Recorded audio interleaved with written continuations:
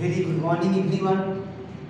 I am Ravind Kumar from Arclivex Education Hub. आज मैं Arclivex Education Hub में real number की series को आगे बढ़ाते हुए रियल नंबर पार्ट 4 कल 3 बताया गया था, लेकिन एक इससे पहले एक इम्प्रूवमेंट रियल नंबर पार्ट 4 लिख दिया गया है। टाइटल में थोड़ी सी इसको सुधार करने की जरूरत होगी, लेकिन मेन क्वेश्चन में रियल नंबर पार्ट 3 लिखे गए।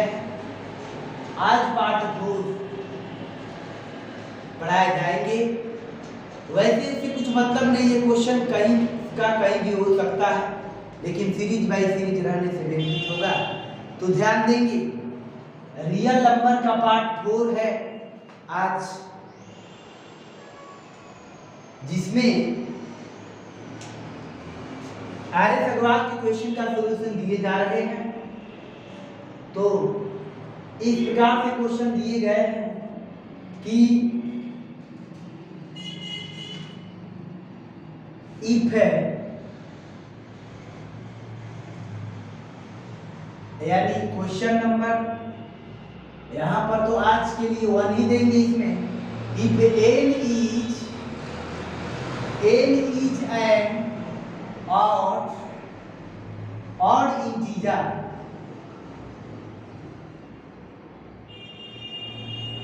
if n is an odd integer, then show that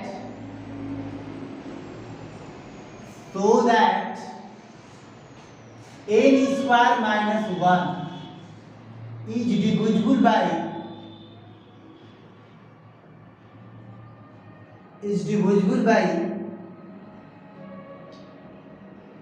8। यह वेरीफाई करना है कि n एक और इंटीजर है, तो n स्क्वायर माइनस 1 8 से हर हाल में डिविजिबल होगा।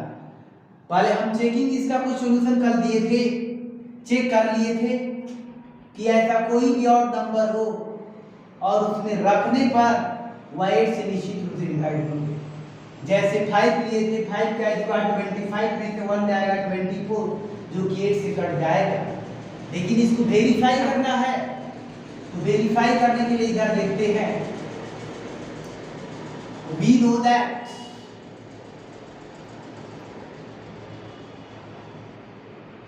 हम ये जानते हैं कि एनी और पॉजिटिव इंटीजर, एनी और पॉजिटिव इंटीजर,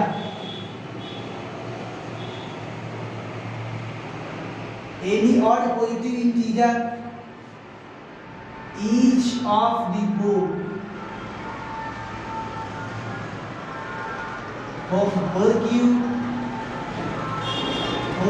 plus 1 और 4q plus 3, या तो 4q plus 1 और 4q plus 3 का होता है। तो ये ऑड नंबर कोई भी है, तो ऐसा होगा या तो ऐसा होगा, ये ऑड नंबर है, तो हम इसको यहां पर रख लेते हैं n के स्थान पर, केस फर्स्ट में लेते हैं, यानी 4q plus 1। n एक ऑड नंबर है, तो ये भी कोई और नंबर है, n के स्थान पर ये ले लेते हैं, तो n स्क्वायर माइनस 1 पर पुटअप करते हैं, यानी 4q n square minus 1 calculation करते हैं, तो a प्लस b का होल स्क्वायर 4 4 जा 16 q स्क्वायर प्लस 2ab, तो 2ab क्या होंगे, तो 2 टू जा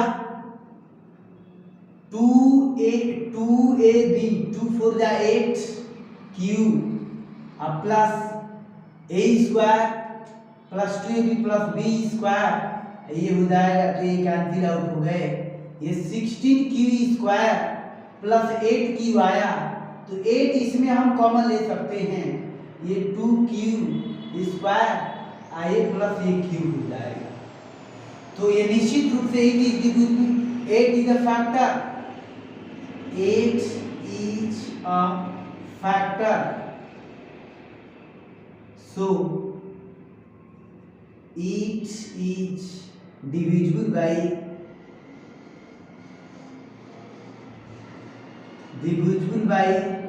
8, इसीलिए 8 से डिविजिबल निश्चित रूप से होगा। ये तो क्लियर हो गया। फिर इसके बाद केस नंबर सेकेंड लेते हैं। Case number second n equal to 4q plus 3 लेते हैं। ये भी ऑड नंबर है तो इसको भी हम लेते हैं। n स्क्वायर माइनस 1 तो 4q प्लस 3 का स्क्वायर माइनस 1 लेते हैं तो a स्क्वायर 16 स्क्वायर।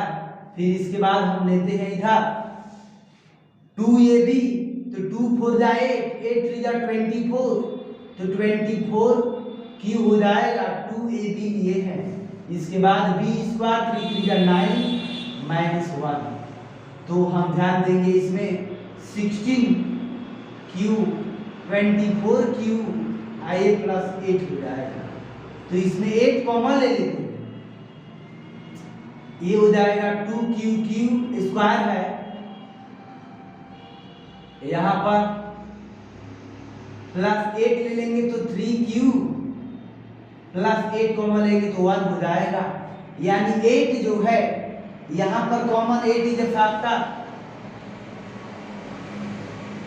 8 एक फैक्टर हो गया so it is divisible by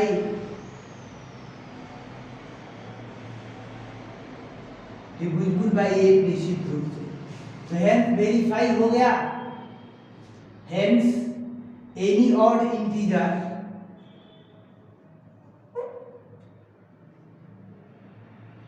any odd integer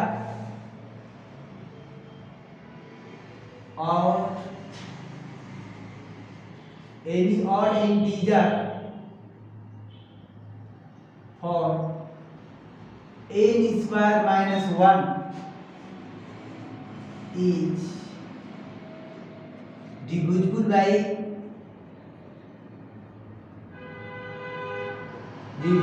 8 से वेरीफाई हो गया। एनी ऑड और N E square minus 1 is divisible by और एनी एन ऑड एन के लिए और N E square minus 1 is divisible by 8 निश्चित रूप से होगा क्योंकि दोनों केसेस देखिए दोनों केसेस में आ गया।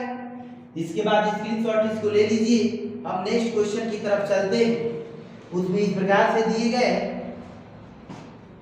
कि वो भी आर सवाल के ही क्वेश्चंस हैं।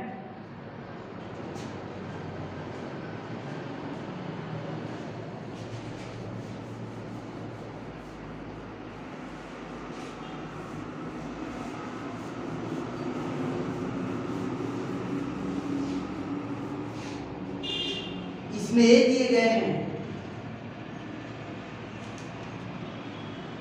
कि for any positive integer n for any positive integer n question इस प्रकार से है। आज के लिए सेकेंड क्वेश्चन समझे। for any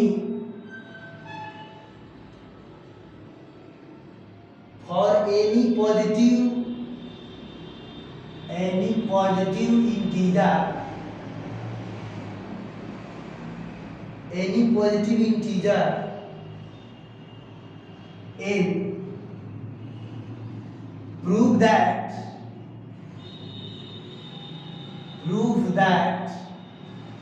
nq minus n is divisible by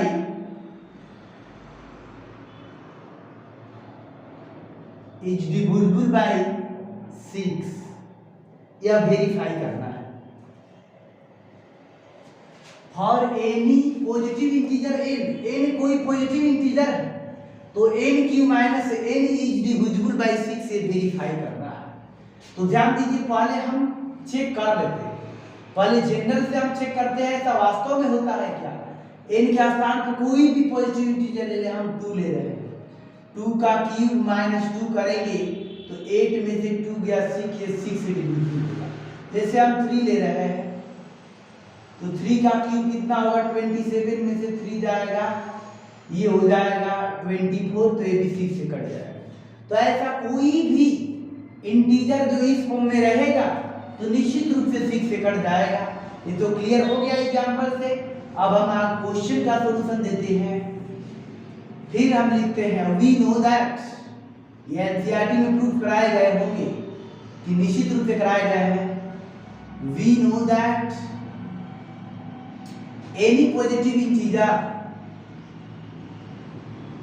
any positive integer, positive integer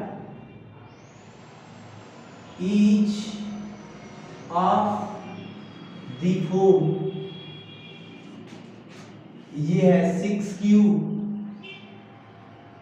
6 cube plus 1, 6 cube plus 2, 6 cube plus 3, 6 cube plus 4, 6 cube plus 5।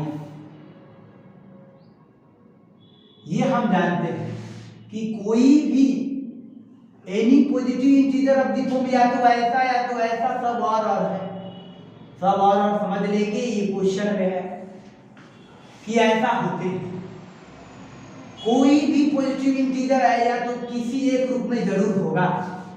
तो इस फॉर्म में यदि होते ही है तो हम इसको ले लेते हैं, केस 1 ले लेते हैं। इफ n इक्वल टू यदि 6 क्यू लेते हैं तो वहां पर n क्यू माइनस n क्या होगा। इसमें हम ऐसा ले लेते हैं कि n कॉमन ले लेते हैं तो n स्क्वायर माइनस 1 हो जाएगा।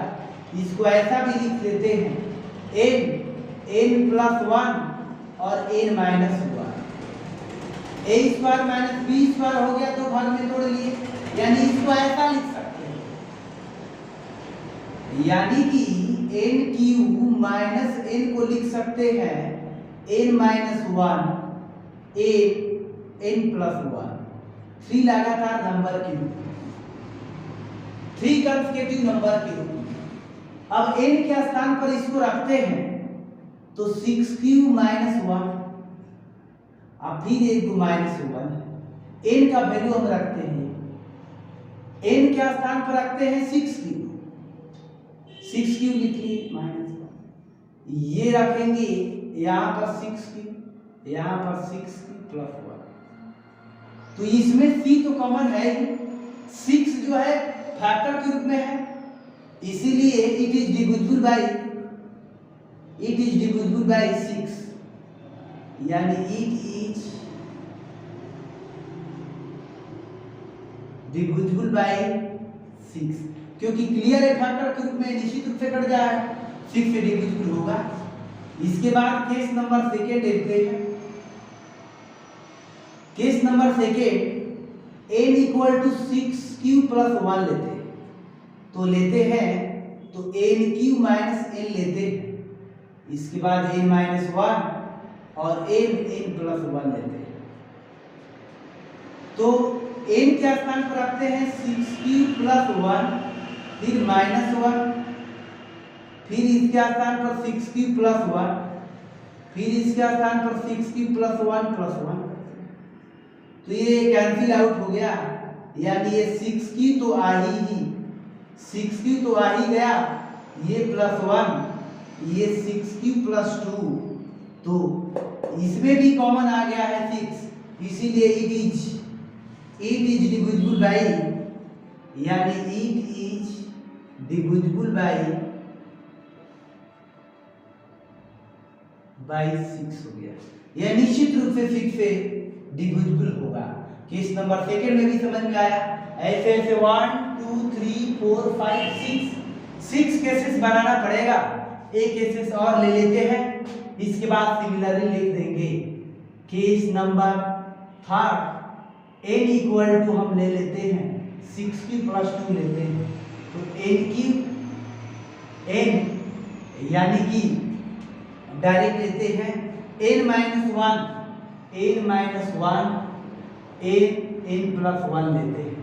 फिर इसके बाद इसमें क्या करते हैं, n के स्थान पर 6 क्यूब प्लस 2 माइनस 1, यहाँ पर 6 क्यूब प्लस 2। फिर इसमें देखिए यहाँ पर 6 क्यूब प्लस 2 प्लस 1 ऐसा हम ले लें। फिर ध्यान दीजिए इसमें क्या कर लेंगे तो 6 क्यूब इसमें 1 हो जाएगा तो 6 क्यूब प्लस 1 हो जाएगा। यहाँ पर इसमें हम 2 कॉमन ले लेते हैं तो इसमें 3 क्यूब प्लस 1 हो गया। इसमें ये 6 क्यूब ये प्लस 3 हो जाएगा, उसमें ये 6 क्यूब प्लस 1, इसमें ये 2 आइए 3 क्यूब प्लस 1, इसमें 3 कॉमन ले लेते हैं तो ये हो जाएगा 2 क्यूब प्लस 1 हो जाएगा।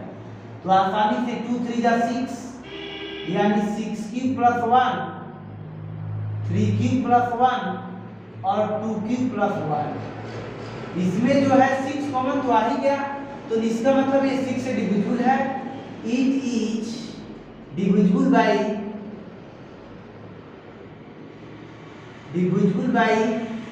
6 यानी हेल्थ सिमिलरली सारे केसेस डेवलप हो जाएंगे। Similarly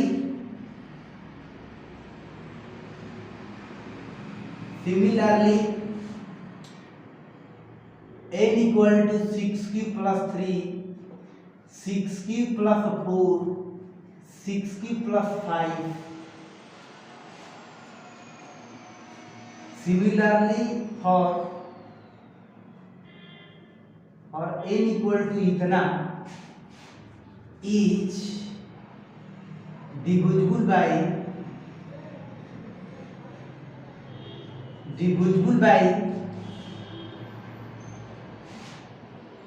n cube minus n is divisible by 6। यह निश्चित और n इक्वल टू इतना के लिए इतना इज डिविजिबल बाय 6 हो जाएगा।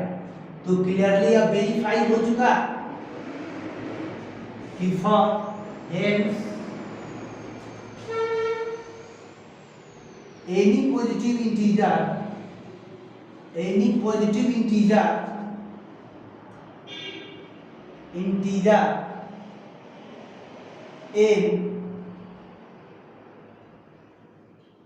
cube minus n is divisible by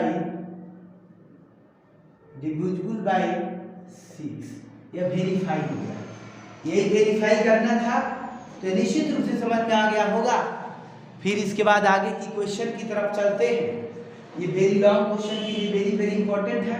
ऐसा हम ये सोचिए कि 3 लगातार कोई भी इंटीजर हो, 3 लगातार कोई भी इंटीजर हो वह 6 से निश्चित रूप से कटेगा।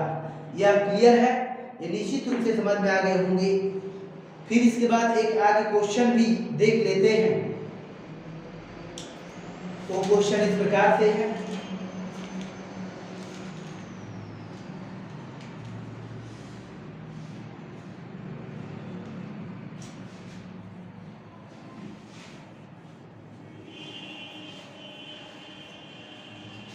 ये वैसे बताए गए हैं, वैसे क्वेश्चन ये बताए गए हैं। पिछले ही वीडियो में ये क्वेश्चन बताए गए हैं जो भी लिखे जा रहे हैं। यानी यूक्लिड डिवीजन एल्गोरिथम यानी एचसीएफ निकालना है इसका। यानी 2 नंबर का एचसीएफ निकालिए। यानी वैसे हम कोई 2 नंबर ले लेते हैं। इसमें दिया गया है 1190 और 1445। एचसीएफ इसका निकालना है और इसी एचसीएफ को इस फॉर्म में करना है। यानी 1190 n प्लस 1445 n के रूप में करना है। तो पहले ध्यान दीजिए, एक्सप्रेस करना है इसको।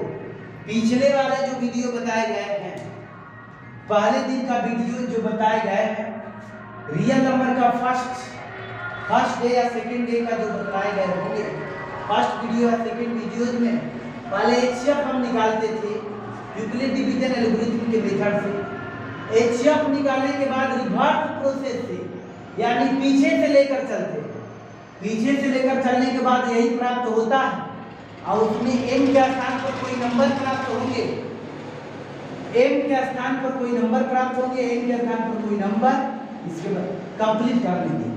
तो इसको जो है समझाने की कोई जरूरत नहीं है, पहले सिंपल एचसीएफ निकालेंगे। इसके बाद उस एचसीएफ को क्या लिख सकते हैं, क्या लिख सकते हैं, तो इसके बाद लास्ट में यही आएगा m और n कोई इंटीजर नेगेटिव पॉजिटिव कुछ भी हो सकता है। तो पहले वीडियोज में क्वेश्चन इसका बताया गया है, उसको रिमाइंड कर लेंगे। इसमें यहाँ पर दिया था, इसको सॉल्यूशन करने की जरूरत नहीं है। अब यूक्लिड डिवीजन एल्गोरिथम पर बेस्ड क्वेश्चंस को समाप्त करेंगे।